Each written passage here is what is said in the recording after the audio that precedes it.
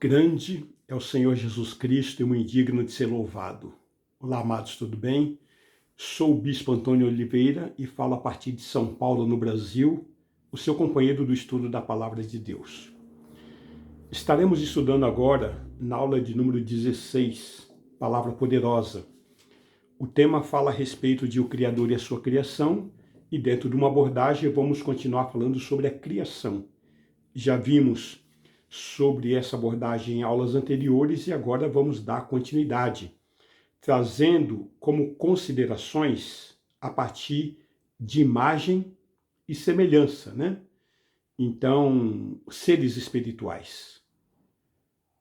Quando Deus disse em Gênesis capítulo 1, versículo 26, façamos o homem a nossa imagem, conforme a nossa semelhança, podemos pegar exemplo de imagem assim como um carrinho de brinquedo, né?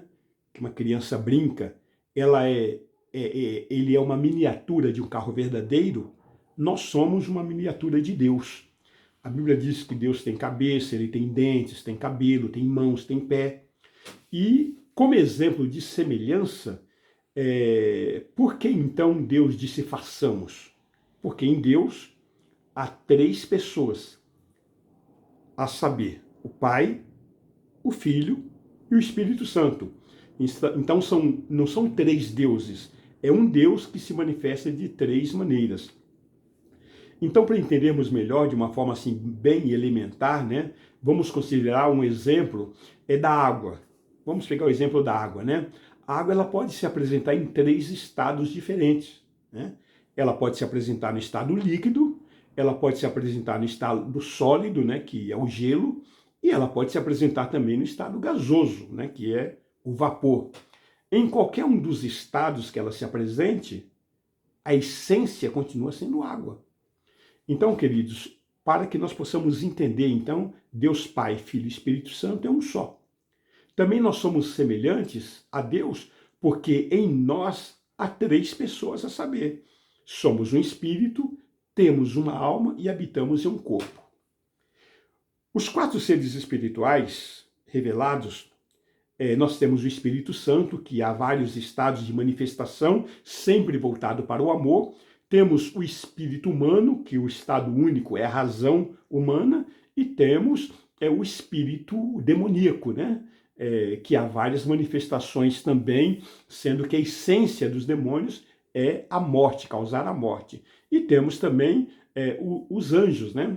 Além do mundo espiritual, há um mundo espiritual em que todos somos participantes, né? Aí não é uma questão de entender, não entender, gostar ou não gostar, e nós temos uma posição nesse mundo espiritual.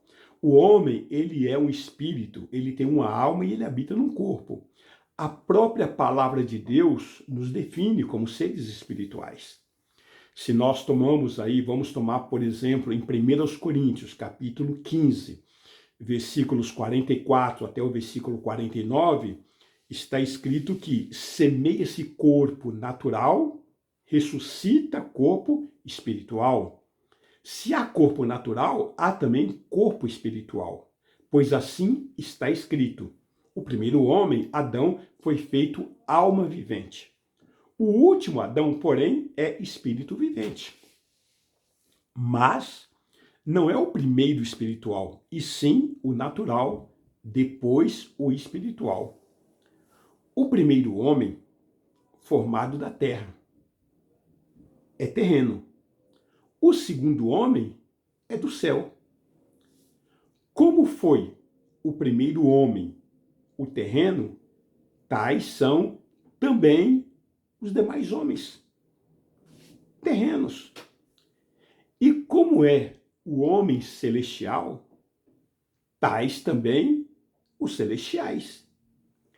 E assim, como trouxemos a imagem do que é terreno, devemos trazer também a imagem do espiritual.